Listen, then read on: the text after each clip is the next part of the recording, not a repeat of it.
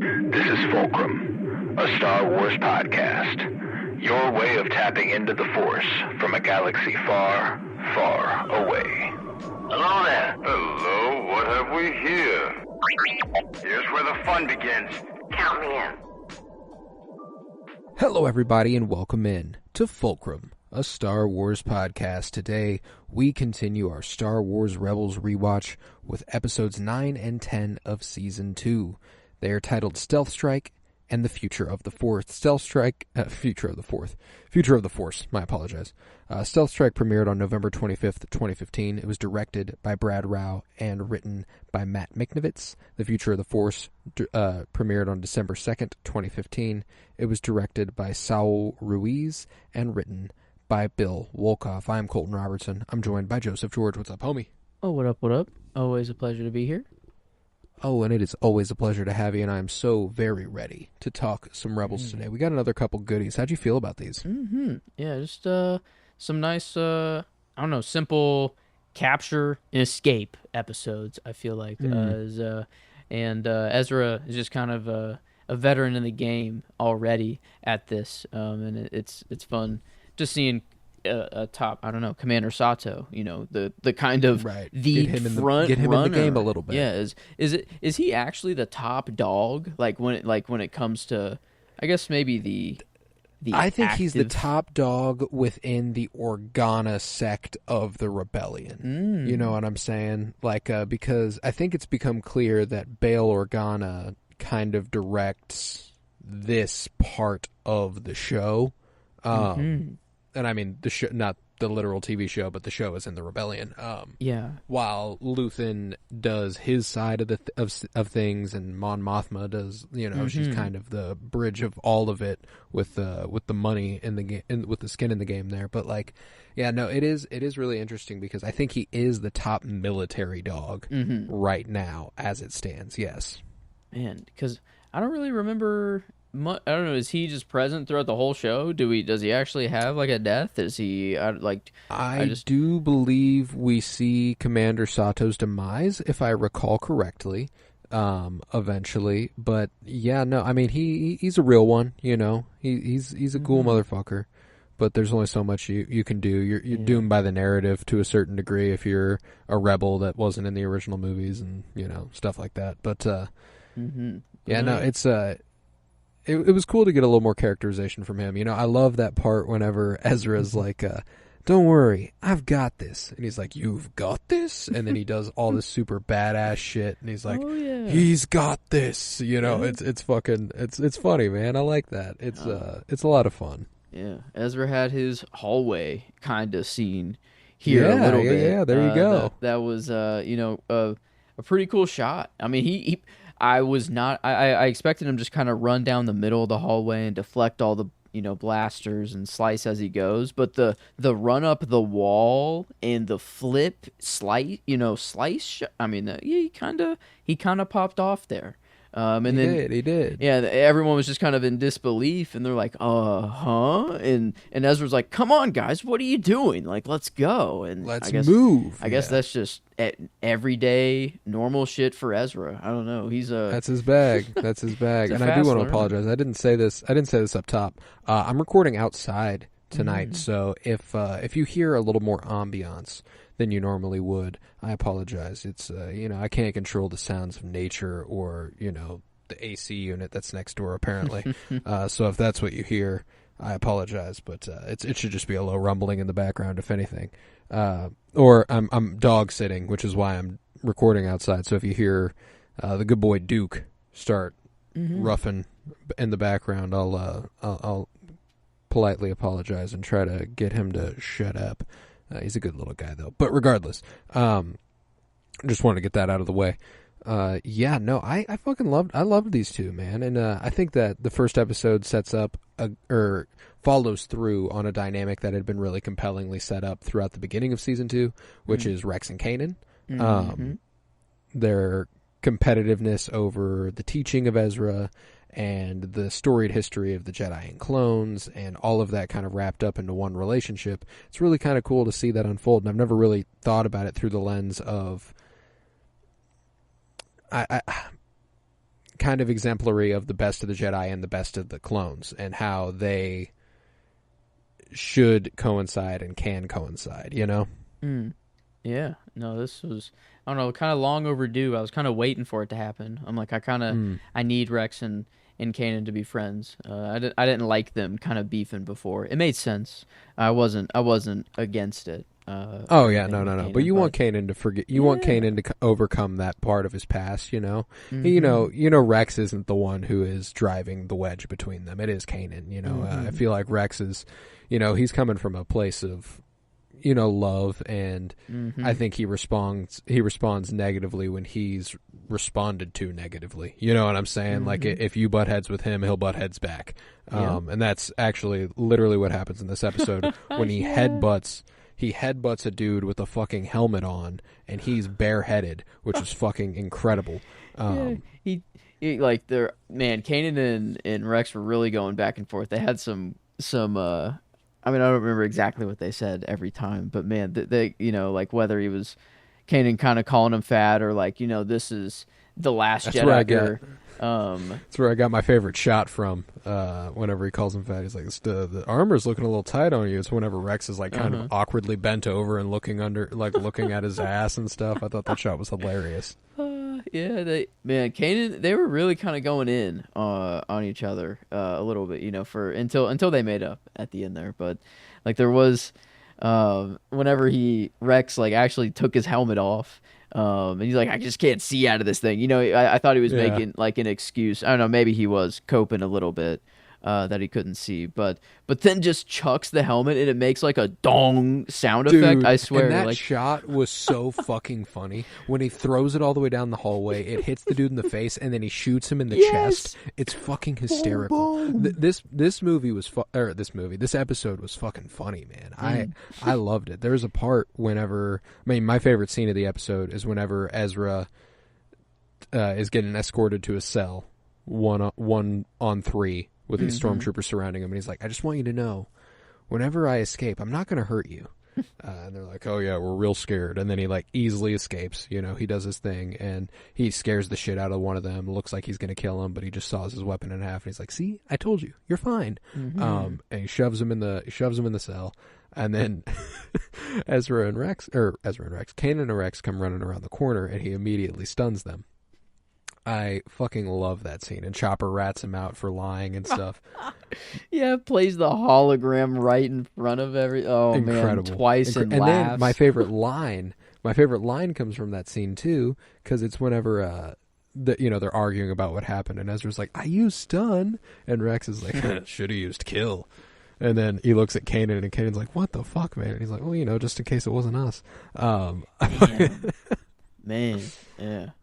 Rex is, I mean, I guess, but no, I mean, he uses kill the whole fucking time in this one. Yeah, they do. He's got the red bolts going. I wonder if Ezra, if this is just, you know, him saying like, hey, I'm not going to hurt you if I escape, if it's just a setup so that he doesn't kill Kanan and Rex whenever they walk up here. True. Or if it's like, if it's actually like, he doesn't feel like the stormtroopers are like at fault. Like, he doesn't feel that it's like that they're just kind of the brainless kind of cog in the machine, you know. And I think it's more a moral line for him. Like, he won't kill unless he has to, because I don't think Kanan doesn't shoot anybody in this episode either. I don't think, unless I'm mistaken. I know he pulls and allows Rex to kill a few motherfuckers. That was my shot. I had to. I mean, even my line too, because I mean, Rex, you know, more of the Rex part. He gets to say just like old times, and you know, there was a Clone Wars episode. It was either Anakin or Obi-Wan or Ahsoka. Probably Anakin. I don't know. Anakin most likely. I feel like this isn't really an Obi-Wan or Ahsoka technique. No, this feels like an Anakin-ass thing to do. But hey, sure. Kanan, the triple. I mean, boom, boom, boom. I mean, can you imagine being that ride? Like, imagine being that third guy, seeing two guys just get pulled out of nowhere and kind of blasted. Being like, wait, I wonder if they were all getting pulled.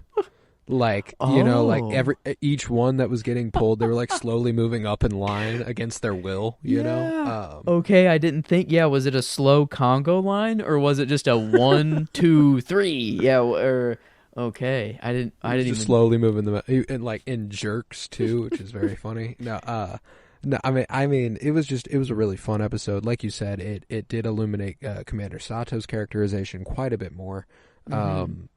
I love the way that Hera is volunteering Ezra for missions so that he becomes a more singular rebel. He doesn't rely on his crew too much. You know, he gets to do rebel things on his own sometimes. You know, 1-on-1 with Commander Sato, getting him in good with the boss. You know, I think it's fun.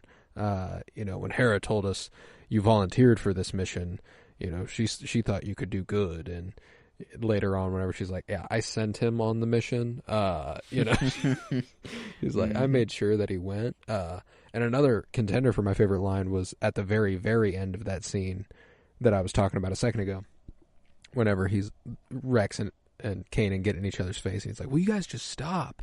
I went on this mission to get away from you, like to get away from this.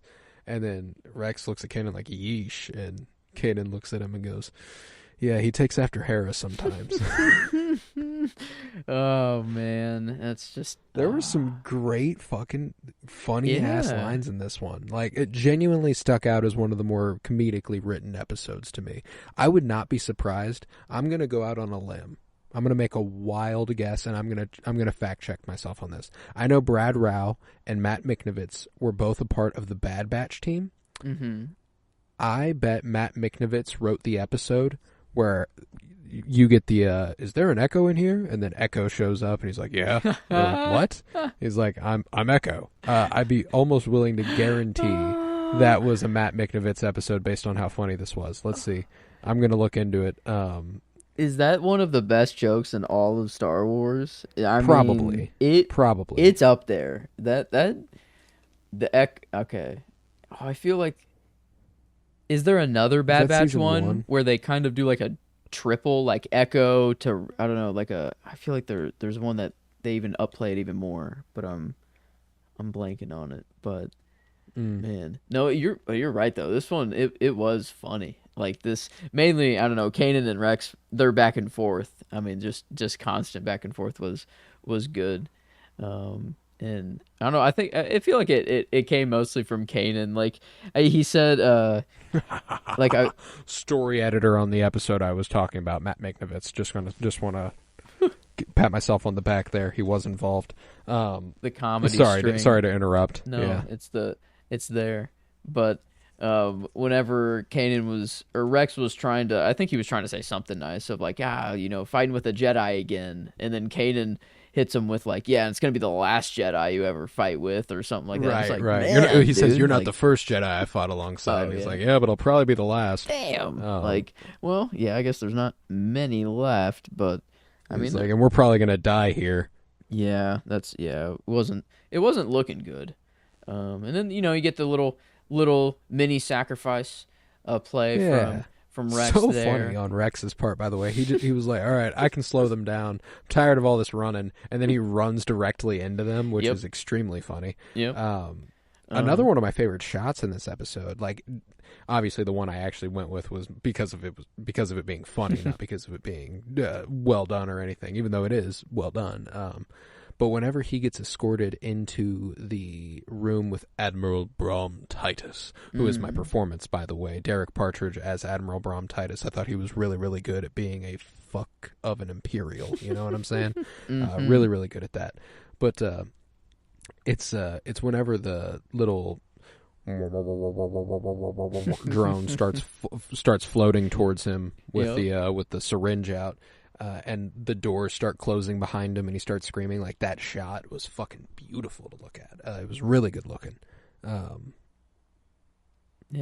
yeah, no, it was a good looking episode too. Like, finally gave some Imperials some faces. I guess there's been a couple of guys like on Lothal, but this main guy, and then whenever a guy got in the elevator with Rex and Kanan. Yeah. A faceless guy. He actually had eyes for the. I think this is the first time we saw eyeballs on one of those guys. But one of those guys who looks like that. Yes, it's a faceless guy that just got eyes for the first time. All right. There you go. Yeah, I thought maybe like they were so faceless that they didn't even take time to model the eyes at all. But now, I guess for this one dude in the elevator, certain angles you can't avoid it. They had to there, but that's okay. The part when they get in the elevator is like, push the button. He's like, I don't know what fucking button I'm supposed to push, man. He's at least he knows all the protocols though, and all of the or whatever. Yeah, he says that him and Cody practically made them up, which is like a little detail, but like I actually my head started to spin on that, and I'm like, oh my god, that actually makes perfect sense because they were the army, and like they were the founders of that army, and like the remnants of their systems or wherever the Empire would have probably just. Yeah, they're too lazy to change them. Yeah, they're like, fuck it. They even used the clones for a while after they switched to being the Empire, obviously. So why would they redesign the codes? And after a certain amount of time with that, why would you ever change it? And it's just going to stay like that. Man. So I do dig that. And the part whenever he's like, I hate how much they're like, Rex, you're a fat ass. It's pretty. It's pretty fucking funny the way that they're Kanan tries to use the codes and he accidentally says the one for the commissary and the asshole's like that's the last place I'd take him. Damn. And Rex is like, I'm gonna I fucking love D. Bradley Baker in that one when he's like, take you to the fucking commissary. He's like grumbling to himself. It's wonderful. I love it. Yeah, I gave D. Bradley Baker the performance here. I had that's a good choice. For Rex, and then when I checked IMDb, he was also a rebel pilot, and then also the Imperial Weapons Technician #1 on this episode. Next episode, he was Pipey, the little baby. He was Pipey, the whiny cry. Yes, that's D. Bradley Baker, which I thought he's always playing some weird fucking shit. He's also, if I'm not mistaken, Perry the Platypus. No way. I'm pretty sure he's Perry the Platypus. I might be mistaken on that. Don't quote me. Let me look into that. I have to know on this one. I mean, this would be incredible.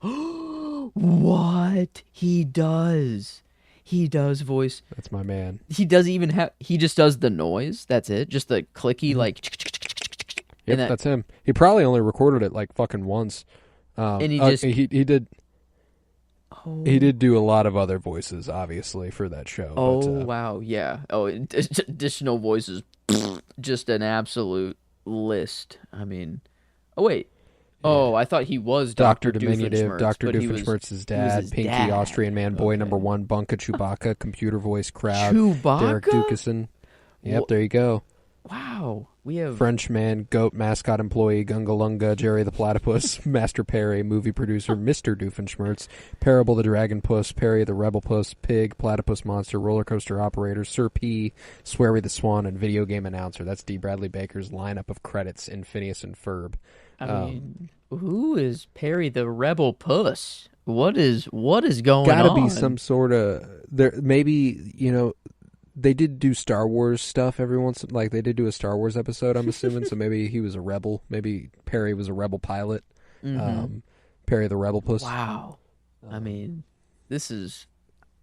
I guess it's D. Bradley Baker. It's even better. I mean, the crossovers are just. Well, yeah, and he was, if I'm not mistaken, he was also Batcher. Like he was Batcher in the Bad Batch. Like he just made the noises Batcher makes. Like he does that. Like he makes noises, and people are like, yeah, that's the one. I like that. He's I guess I didn't. It's a whole other sect of voice acting that I don't even think of. Mm-hmm. Whenever I don't know, I just think of human voices. But yeah, I guess there's animals, there's droids, there's I mean, there's a man. It is just so clear. How did I not hear just what the fuck every time Chopper just says something? Like I mean, it's incredible. It's so clear to me now that I feel like I don't know how I was just blind to it before, but I was blinded. I love how he was how he sabotaged the gravity wells or whatever in the ships and they're getting sucked in and they're like are we gonna die here? Like, they have no clue. Like, and I don't even know if Chopper knew. You know, I think he was just like, well, Right. Well, hopefully this works. Hopefully we'll be far enough away by the time, and then the ship will be destroyed and we can get out. But man, it was a close call, Chopper. And he was right, but he celebrated like it was. This is when the kill count goes up. There's Yes. like one survivor, and it's Admiral Bromtitus. Yes, out of an escape pod. So how many people total were in the mothership plus the 3 or other, whatever ships crashed into Right, it too? right. That's I mean, we're looking at 100,000 probably. You know, those are big ass ships. yeah, that's like 100,000. That's like Columbia population. Is that sound about right? Yeah, That's, give or take. I think that's probably about right in one Star Destroyer. He just or, nuked a city. That's all. oh, I mean, wow. I mean, Ezra was there to be the bait, but there is one person responsible for this. Like, I mean, and that is crazy. Chopper just murdered thousands. Wow. So yeah, we were actually just talking about how Chopper's kill count hasn't really been doing anything. But this is a big one. This is a big notch on the belt for him. Huge jump. Yeah, and several notches on the belt. And he wanted to kill a baby. He didn't even care. This is, Zeb. This is my line. Zeb says, "We will blow up the ship after we get the baby." What is wrong with you? It's like, are you kidding? And Chopper's like, he's like, whatever. It's like, yeah. Chopper lets out a fucking belly laugh in the first episode too, which is really funny. Like the fact that he is simulated or like he's programmed to experience humor. Mm-hmm. I think it's Sato like thanks them, and Rex and Kanan go back and forth for a second, and he goes like he's laughing. Yeah, I think he even laughs whenever he's showing the hologram of Ezra shooting Rex and Kanan. I think he laughs there. He's having a good time this episode. Yeah, he's always on. But the second episode, it's funny because the second episode is a little bit more important, I would say. But I think I do find myself enjoying the first episode a bit more, episode 9. It's a little bit more what I love about this show. I appreciate the larger lore implicating stuff, and it's making me realize how much more I appreciate the Rebel stuff than I do the Force stuff when it comes to the show. You know what I'm saying? Like, I don't know. Maybe it's just to a degree once you've seen it almost a little bit for the Force stuff. I don't know what that not like the World Between Worlds. That stuff's a little bit more out there, the out there Force shit. But the Inquisitors, it's like, I'm not saying it's bad by any stretch of the imagination, but I just got a lot more out of the Rex and Kanan episode. You know what I'm saying? Yeah, and I think even just in general, I'd rather just see Rebel content rather than Force wielding Jedi content at this point. Like, it's really nice whenever like a lightsaber is only pulled out very, very sparingly, or like the Force is more used for like insight rather than literally to, I guess, Kanan pulls some soldiers to get him killed there, and it helped them fight. But I think I don't know.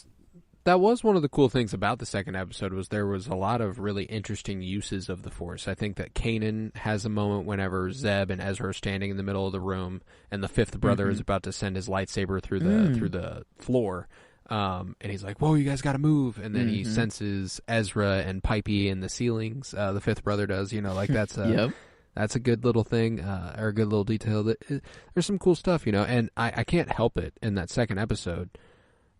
When the seventh sister speaks, I listen. Sarah Michelle Gellar is my favorite performance of that episode too. I fucking love her as the seventh sister. She is so damn good at that. She does go hard. I just almost equivalent, like just the same amount. I love hearing Ahsoka's voice. Ashley Eckstein is just, I mean, it's very brief, very brief that she comes in here for, but it's just, I don't know. It was the first time I could like kind of comfortably go Ahsoka and be like, yes, fuck, I don't know. She's coming in, saving the day, just absolutely just curb stomping these sunning them up so hard. I went with Kanan for character simply to get a difference between us for the first time in several episodes as far as who our favorite characters are.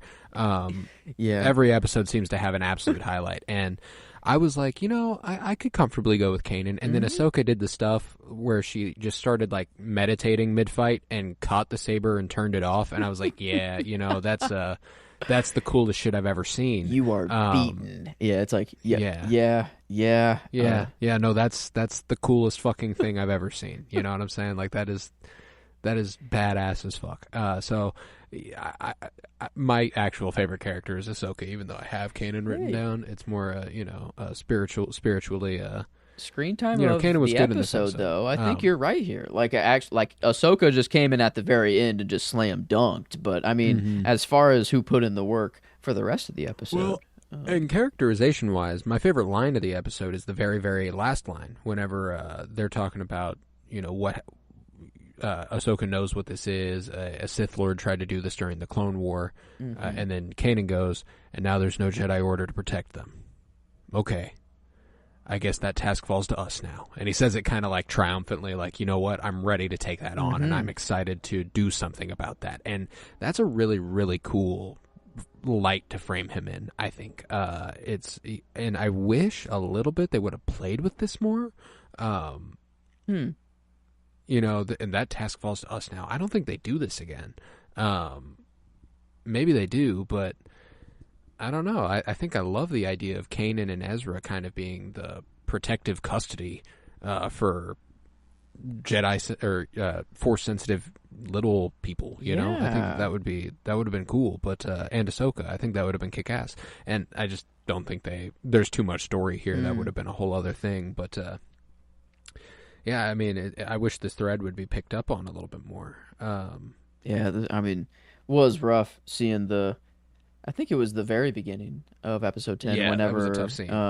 Just we have some business to attend to first, and then just whoosh, whoosh, whoosh, whoosh, and I'm like, oh, that is my favorite damn. shot, though. That is definitely my favorite shot. Like whenever he throws it down the hall. I mean, just straight up, those people are dead. There's no other thing. They're sliced in half. Doesn't Savage is this a reference to Savage Opress doing the same thing in the Clone Wars? Do you remember that episode when he throws his lightsaber down the hall? And really? I feel like it's almost an exact shot-for-shot recreation. Wow. Okay, so it's happened again. Jesus. I mean, yeah, this is a brutal way to go. I mean,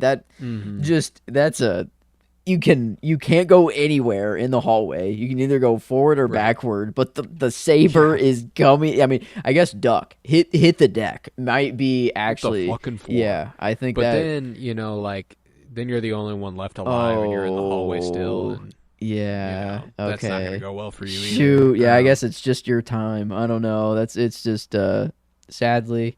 That's bore just witness, you die. Yeah. Well, it's rough. But they didn't even kill the grandma. I feel like that's even worse. They just left. Yeah, they were like, suffer in your pain. Yeah. We took your child. It's rough. It's very rough. But yeah, at least Pipey finds her way home. That's good. Love Pipey.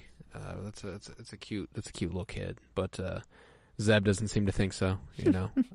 That's a baby. You're one to talk, Zeb. Fuck off. Am I holding it right side up? Or whatever. Yeah. I don't know.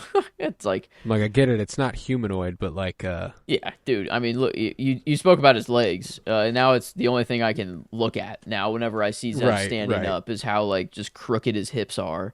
In his knees and everything. I don't know. He's doing the fucking limp with every step. He's waddling around. Mm-hmm. Sorry, Duke's in my face. So if you hear some heavy breathing, I promise it's not me. I just wanted he wanted to get a little word in. Yeah. While Zeb, I guess the Zeb talk. They got him excited. The animal of our group is Duke. Yep. Good old Duke here. But my Duke boy, you ready to go inside, Duke? Yeah, I'm gonna let him in real quick, but I'm not going anywhere. It's well within reach. Okay. Well, let's see. What were we?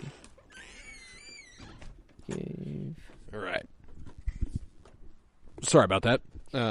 But I guess I'm sure I'll hear him scratch at the door here momentarily whenever it's time to go. But this poor little droid decoy that was carrying the baby in the basket first, that just got absolutely sliced up by poor little guy. I don't know which Inquisitor. I don't know which one of them did it, but then probably the fifth brother. That feels more like a fifth brother ass thing to do. Mm-hmm.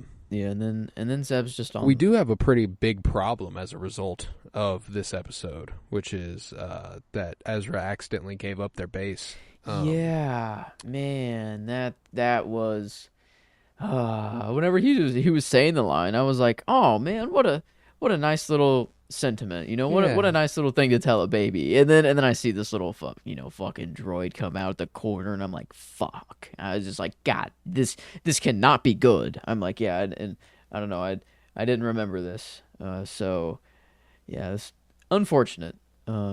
Maybe just save your nice talk. He couldn't have expected this, I mean, there's just no way Ezra would have known. The droid. No, yeah, that's not his fault, That's maybe it teaches him to be a little more careful, Mm-hmm. You do got to know your enemy, the seventh sister has that droid. You've met it before. Maybe it's just being a little bit more conscious of your surroundings, and it's a little bit of that. It's a rough lesson to learn, because I'm pretty sure next episode we're heading to Gorel and we're getting off our we're moving bases. I feel like that's the idea of next episode. It's next episode. It's that bad. I mean, I'm pretty sure they act on it immediately. Not to mention the timing of the episode releases, which is that next week is the mid-season finale. Episode 11 is.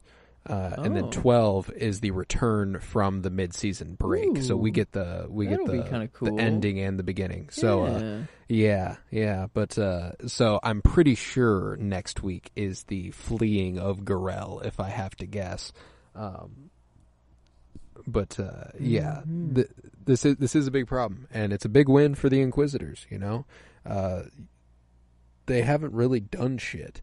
I love the way that Callus gives Brom Titus shit in the first episode here, too, with the whole, you better fucking triple guard that boy. Mm-hmm. Be fucking careful. And he's like, he's a child. We can handle him.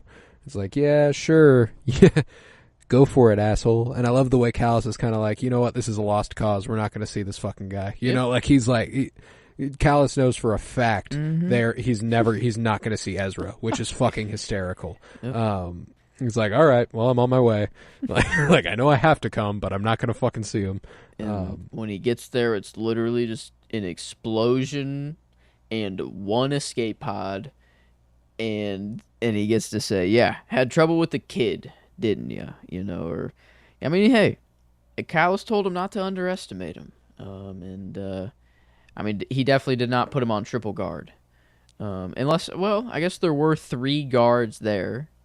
In his cell. Maybe, I don't know, does that count as triple guard? I guess so. I mean, maybe it's 3 guards. By literal, yeah. But I guess by Jedi terms, I feel like triple guard is more of like we have people in the room, outside the room. Mm-hmm. How many people do you think it would require to successfully get Ezra to his cell? Ooh. Because I think the number is shockingly high. I'd say at least 30. At least 20. I was going to say at least 20. That's bare fucking minimum. And I think even that he can manage. I mean, if he wanted to go ham, if they were all in the hallway, he just pulls the maneuver of the Inquisitor, And I mean, right. Boom. And I feel like that's not really his style. No, it's not. But he does. I appreciate the way he gets humbled in the second episode to a degree. Whenever he's holding Pipey and he stances up with his saber and Pipey kind of poses with him. It's a real cute shot. But and then the seventh sister goes, "I do not have time for your games." Yeah, and then just force pushes him, and it's like, oh yeah, you're not there yet, Mm-hmm. And then Ahsoka comes in and shows us exactly what it looks like to be there. Yeah, and you're like, wow, Ezra has a long way to go, because the episode before he shows off and he's good at it, and he's facing stormtroopers and he's sunning them, and it's not even close. But then he comes up against them and he's not even close to their level yet, Mm-hmm. And I appreciate that distinction. I think it's important to show him vulnerable and not capable of not capable of everything, I should say. Yeah, that is good. Yeah, I didn't even think about that. To kind of still, he does need to be kind of humbled here. He is still learning, still going through training, multiple different trainings. And I don't know. I'm glad that finally there's not going to be any more fighting. That he has to avoid between Rex and Kanan, and the little salute at the end. Now. I gotta go get my friend. That's that's a good moment. I love it, man. And Ezra even being like, and your friend. He's like, huh? Like, we're on that level now. Okay. So Hera, she sent him on quite the good. She did a great job without even being there. Just sending the right people on this mission. She knew this would bring the family together. She's just playing 4D chess out here. Is all. I know a lot of. My favorite ship of all time is Kanan and Hera. Top two. Yeah. Top two. Connects. Wow. Oh man. Yeah, I mean there was something there. There's a vibe. There. No, I'm just kidding. I'm kidding. But no, it's cute. They have a cute little that moment at the end when I love whenever a character is surprised or touched by the just gesture of another, and whenever Kanan is like, "Hey Rex," and he does the salute, there's a little moment. The way they animate Rex is really, really strong, where he just kind of he catches his breath a little bit, and he's like, "Oh my god, I haven't been saluted at in I don't know how long." It's cool. It's a good moment, and Rex is just so easily the character of that first episode. Man, he's so much fun, and he gets to shine. I think for the first time since his reintroduction via this show, episodes 3 and 4 or whatever of this season. But we got a good pairing here. We got a really good pairing, but I don't know that I have much else to say on them. Yeah, I guess that was the last thing I had was just my scene for 9, and that was whenever Kanan just went back and actually saved Rex, whenever Rex was like, it's nice to know you actually care, and then Kanan was like, oh, come on, don't spoil it, or don't say it like that, or whatever it was. But no, that was it. It was all, I don't know. It even though it was funny, a good funny episode, it still tugged at the heartstrings a little bit whenever it needed to. It was still it does its job. It does its job for sure. Yeah, it was the good stuff. I appreciated it a lot, but I mean. They were good. They were really good, and I'm excited to reach the mid-season finale next week and that'd be cool. The premiere of the back half. It's very exciting. We do reach the official halfway point of our season next week. We'll have done 5 prior and 5 after, and next week is the 6th episode of season 2. So I'm excited for that. Wow. But let's do some trivia. What do you say? Okay. Yes, I had 2 questions I was going back and forth of which one I wanted to ask, but I feel like the other one I wanted to ask was very it technically is canon, but not on screen. I think you would have to have read the material to have known that question. So I felt like it was a little unfair. So I went with a different one. This one is definitely on screen because I'm looking at the screen capture of it right now. But it's in the sequels. In Octu, or on Octu, I guess, the tree. I feel like, does it have a name, the tree? Do they call it something? I don't know. But the tree that has the Jedi texts inside of it. Yeah. There is, that little table with 2 stones as the bookends. And then there's just the Jedi text there. There is, in the shot that I'm looking at, I guess, there's one book that's open on the table, so I'll give you that. That Luke is reading, or one, I guess, just that has been read. But then I'm looking for the total number of Jedi texts that are in this tree. And I guess I don't know if it's the same number that's in the drawer later on that is taken off. Right, but you're looking at in this tree. Before the fire, before the books were taken out, all of that. And you are including the one that's on the table and open. That is one that is included, yes. Okay.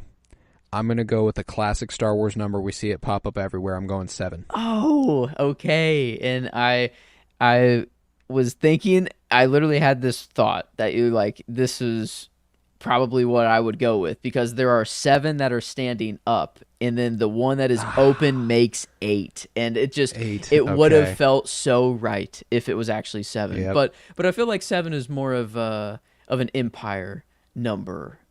That's true. That's true. I just feel like it pops up a little bit all over the place. So I appreciate that, though. Okay, that makes sense though, because even when I said 7 and you said there was one open on the table, 6 didn't feel right for the amount that were standing up. I was like, I feel like it's not even. I don't feel like it's like. So I'm glad I was my gut. I was like, but fuck it. It's the only number I could think of to make sense. But all right, 8, not 7. Cool. I love The Last Jedi, man. I fucking love that movie. I'll never grow tired of it. But my question concerns the prequels, and specifically, Attack of the Clones. Okay. In Attack of the Clones, Obi-Wan Kenobi seeks the help of an old friend, Dex. Yes. To identify the origins of a weapon unknown to himself. He learns it is the he learns it's the Camino Saber Dart. But what is the name of the establishment in which Obi-Wan Kenobi meets Dex? Dex? Okay, well, I know it's Dexter Jetster or Dexter Jetster. Is it just his diner? Is that all it is? Is it just Dex's diner? Dex's Dex. Ooh. I feel like Dex's Diner kind of feels good. Is that your final answer? I would say, yeah, there's probably nothing else that I could go for. I feel like that's probably what I'd have to go with, yeah. Good shit, buddy. That's correct. I was hoping I might get you to think about it a little too hard. Yep, it's just called Dex's Diner. Okay, I thought there was Jet maybe somewhere in there, and I'm like, nope. It could probably be in there. That's what I was curious about, because I thought it was just Dex's Diner, so I Googled it. I was like, Dex's Diner, and it has a whole Wikipedia page. It's Dex's Diner. There is no other name for it, which is interesting. I was either going to learn something or I was going to be confirmed right in the suspicion that it was just Dex's Diner, and it is. So good shit on you, buddy. Wow. That's a good one, because I thought I might be able to get you with the trick question. I thought I might be able to get you to overthink it and throw out some random fucking guess. But no, you held it down. You trusted your gut, and I appreciate that. Had to. I guess. Do you want to know the question that I was gonna ask? Because I probably won't. You're never gonna ask it? Yeah, I probably won't. I don't know. Okay. But go ahead and ask it. I'll throw out I guess an answer maybe if I can try. you have read it. Yeah. I guess maybe. But I was gonna ask. We know Kylo Ren was one of the Knights of Ren. But I was gonna say, even if you could name one of the other names of the other Knights of Ren, that you would have gotten the point. But then every other name would have kind of been like a bonus point on top of that. Right. So I felt like, that was like the first actual very difficult question. But then you also just had to have read, because no way they were said on screen. There's no shot. But I've read the Rise of Kylo Ren comic, which means that I have read the stuff that they are in. Okay. And they are in Rise of Skywalker ancillary material and stuff. But yeah, I would have been throwing a fucking blind name out there. And I know you'll say one. You'll say one that I have heard. But what are they? I'm curious. Cardo is one of them. Cardo. C-A-R-D-O. Mirinda, maybe just Mirinda. Vicrul, Vicrul. That's the one I've heard of. Okay, or that's the name that did it for me. I'm like Vicrul. That's something that I've heard. Yeah. Basra, Bazzra. Basra. Fyodor, Fyodor. Fyodor. And Massif. And those are specifically the knights that were under the leadership of Ren, under Kylo. So under Kylo. Yeah. Man, I'm not gonna lie, those names kind of fucking suck. Yeah, it wasn't. I like Basra. Basra's cool. Yeah, Basra was okay. Not too bad. Ooh, later on, looks like there's a Ushar. Usher. There's an Usher joins the clan, which is crazy. Usher. But with an good. A That's instead good. of Usher. It's Ushar or Ushar. And Probably Ushar, no, in Star Wars. Trudgen. Yeah, that sounds a little better. Kuruk. Kuruk. Same forwards and backwards. I like that one. Kuruk. And Kuruk. Aplek, with an AP apostrophe LEK. Aplek. So yep, the Affleck duck and Usher in the new group. Cool. But yeah, that was I don't know. I feel like that was way too difficult question. That would have been very hard. So, but regardless, those are fair game though. That was a fun learning moment. Learning moment. Now I know that Ushar and Aplek and Kuruk and Fyodor. Some weird names there. Game of Thrones Vikral. Kind of names there. Which I guess is and like not the fun Game of Thrones names, like the guys you saw that were like really disgusting, like the guys that really sucked. That's kind of what that reminds me of.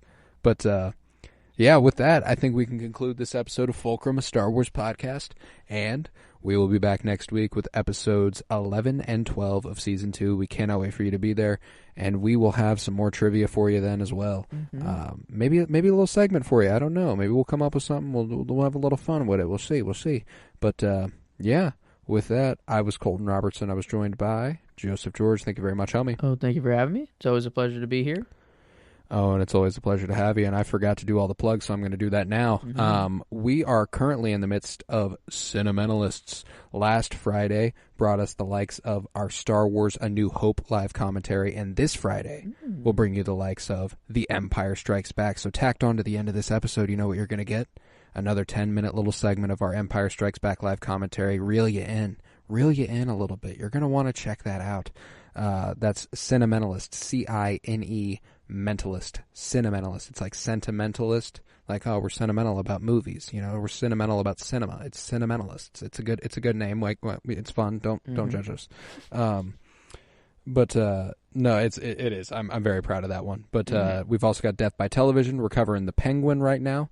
We're doing Penny Bloom Dispatch. We are actually coming up on 600 episodes of the Penny Bloom podcast, which is insane. It feels like once we get to 500, it's kind of like every milestone after that doesn't really matter, but like 600 is crazy. I feel like 500 was like a couple months ago.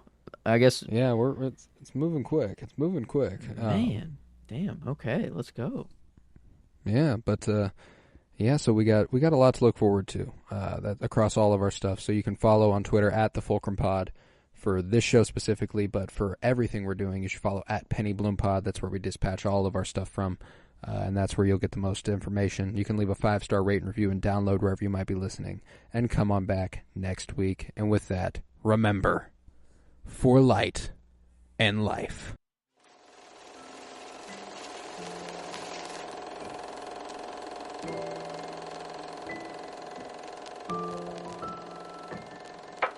Welcome to the CINEMENTALISTS. Noun, plural.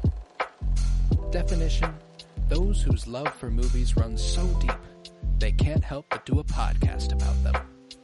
Hosted by Colton Robertson and Joseph George.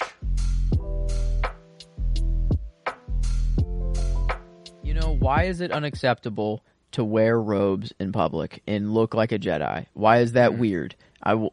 It should be acceptable to wear capes and look cool wherever you go and not seem weird. But I like the High Republic era robes that are more ornate. I do not like, I like the prequel era Jedi robes. They're fine. It's just always been such a funny detail to me that became the look for the Jedi, because what Obi-Wan is wearing is desert garb. It's what people on Tatooine wear. And it became what the Jedi wear because Obi-Wan wore it. And I think that's kind of funny. Dang, they were just like, well, got to go off the legend. You know what? Just gotta. He set a true trendsetter, and it becomes even funnier to know that like Obi-Wan went to Tatooine and he didn't have to change his wardrobe at all. You know, like that's what people there already wore. There was not much he had to do to blend in. Yeah. God, this always rules. The fucking yoink. Oh, that'd be so much fun. Oh, it would, dude. This was always one of the things when I was younger that I wanted to do. I was like, at some point this is going to be a useful skill I'll need. I will need at some point I'm going to climb up an AT-AT, throw a grenade in, destroy it from the inside out, God. And kaboosh. Gotta love it. It just looks so good. How do you do that? That's just so I love it, man. I love it so much. Eesh. Yeah, very, easy to topple over, and I guess not practical in that sense, but man, whenever they're unleashing their power, it's they're intimidating, man. They're intimidating. Not good. Man, how do you think of that? They're just like, well, let's just make a deer. I don't know, like that. It kind of that's the animal I always get is just a deer for some reason. It just like what it doesn't really look. Maybe a bull, I guess, and the horn, maybe the little lasers, or maybe it's closer to a bull. Well, that's why like the AT-AT has a certain classicness to it. Whenever we've already kind of set up a general schedule for when we're going to cover our other live commentary series of the other trilogies, but like when it comes to The Last Jedi, I think they knocked the AT-AT design out of the park because they're like the gorilla walkers. They're like knuckles bend down at the bottom, and it looked like that looks fucking clean. You know what I'm saying? And but that's not to dismiss the AT-AT in any capacity, but I like that one just evokes a much clearer animal, these see, there's C-3PO getting shit on again. Come on. However briefly. Golden Man, rod. how do you get a shot like that? Like that's to be able to pull back and get that scale and have it look seamless with everything that's real versus not, and there he is. God damn, that blue glow coming in from the left and the troopers following in tow. It just looks so fucking pretty at all turns. And the Millennium Falcon seems bigger. Yeah. Oh yeah. You know? Man, it really does. Like it is. We're in there. Like it. All the lights coming on in the cockpit will always get me going. To connect it to The Last Jedi again, that's probably my favorite shot in The Last Jedi is when Luke walks in and turns on the lights in the cockpit of the Falcon. The aura that the Falcon gives off is Lando. It all comes back to Lando. The taste that Lando had, he had the taste. And Han, they were lovers, so they understand each other. They understand each other's tastes. Luke just walking away always kind of fucking kills me. His little waddle. He's like, I've got things to do. All right, I'm gonna. Yeah, I got a weird vision that I don't really know if it's to be believed or not. R2, let's load up. Got to go to Dagobah. I don't know. Maybe I was just seeing shit. I mean, it was terribly cold.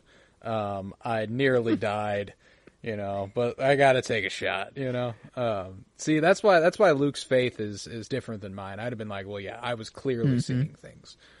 Nope. I'd go too logical with it. Instantly got in a ship. First thing you could do. Nope. Straight to Dagobah. Let's go see that green old dude. But man, well, he doesn't know, I guess. Not the green old dude, but good old Ben does. Man, what a sad. He's been out here, just in depresso mode, just living out his days, But I think it's funny that Yoda's completely lost his mind. I can't wait till we meet Yoda. It's one of my favorite. Probably my favorite sequence in this whole movie is what happens on Dagobah. But man, yeah, this movie's pretty stacked. There again, 3PO 3PO being like, might I suggest, no, you cannot. Shut the fuck up. Yeah, You know? actually, no. Shut up, man. Yeah, he's... At least, I don't know, this feud between... The crossing of the... Yeah, it's the scale. Every time. These are miniature things that are somehow... I don't know. It boggles my mind every time that I just have to think about the thought process put behind every single one of the shots they're doing, and just the vision behind Hans, it. oh yeah. Watch this. Nope. Nothing happens. It's not fair. It's not fair. Die down. It's not my fault. There's a great parallel in his reaction to Lando's later on in the movie. That I absolutely Why was adore. his ass so... oh, man, yeah, again. Man, they were like... I don't know, he was wrapped around that pipe. I don't know, he was just... Yeah, they know. Boom. I've never noticed that before. They know what Ford's rocking with, man. They know what he's got. Damn, and then good old... That had to hurt if that toolbox actually fell on him. I mean, that had to fucking concussed. That's if it's on the head. Bad. But... God. The madman going into the asteroid belt. They'd be nuts to follow us, wouldn't they? Are you actually going? Who is more the fool or the fool who follows him? Who's that from? Might be a little bit of a cool connection. I mean, the first one, whenever Obi-Wan gets called an old fool and he tells Chewie, or he tells them, who's more the fool or the fool who follows him? Yeah, these TIE fighters don't have it. They really think they have it like Han? Come on. Chance.